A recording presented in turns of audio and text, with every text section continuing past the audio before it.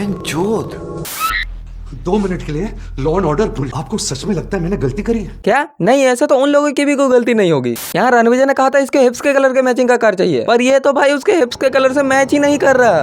वीर सिंह का बेटा हूँ मैं। वो तेरी शक्ल पे नहीं लिखा है ना, इसीलिए तो उसने खुद बताया।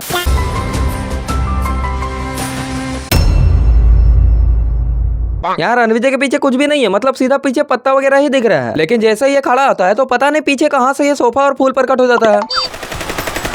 पर एक सेकंड भाई, ये कॉलेज में गन लेकर कैसे आ गया? कोई सिक्योरिटी वगैरह ने नहीं रोका क्या ऐसे? नहीं मतलब किसी को तो रोकना चाहिए था ना। और कॉलेज भी इसके बाप का नहीं है, क्योंकि अगर कॉलेज इसका बाप का होता तो इसके बहन के साथ ऐसे रैगिंग होती ही नहीं। नहीं, जब इन लोगों को भागना ही था तो ये लोग खाली हाथ करने क्या आए थे, और ये जानते हुए भी कि सामने वाले के पास गन है। फिर यहाँ इसको लगी भी नहीं है, लेकिन फिर भी फालतू में ही गिर जाता है ये। और अगर आप नोटिस करोगे तो गाड़ी में एक सिक्योरिटी गार्ड भी बैठा हुआ है, जो इस पूरे सीन में कुछ करता ही नहीं है। नहीं भाई, ये एक सिक्योरिटी गार्ड है तो इसे कम से कम उन चिरकुटों को डराना तो चाहिए था, लेकिन यहाँ तो रणविजय ही इस सिक्योरिटी गार्ड को सेफ्टी प्रोवाइड कर रहा होता है।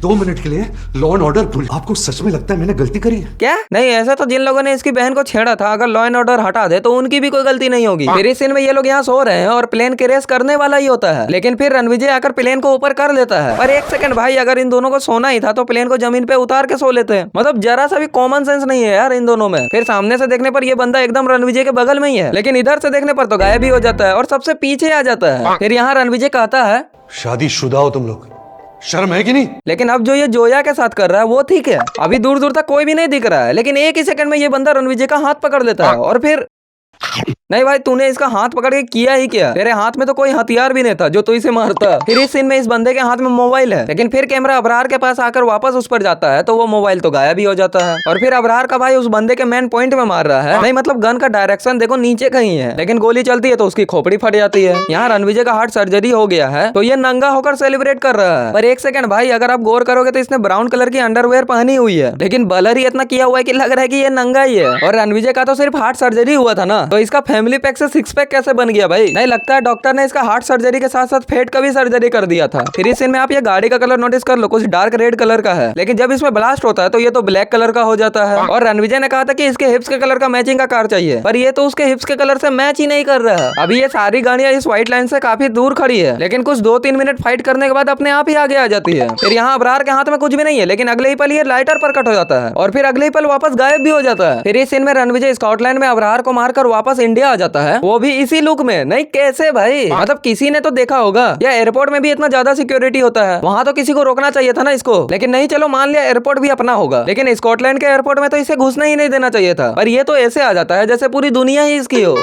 तो बस यार, आज की इस वीडियो में इतना ही। अगर ये वीडियो पसंद आई तो लाइक शेयर कमेंट सब्सक्राइब कर देना, और इस तरह का मजेदार वीडियो देखना चाहते हो तो लेफ्ट या राइट वाले वीडियो पे क्लिक करके देख सकते हो। हम मिलते हैं किसी और मजेदार वीडियो में। Thanks for watching.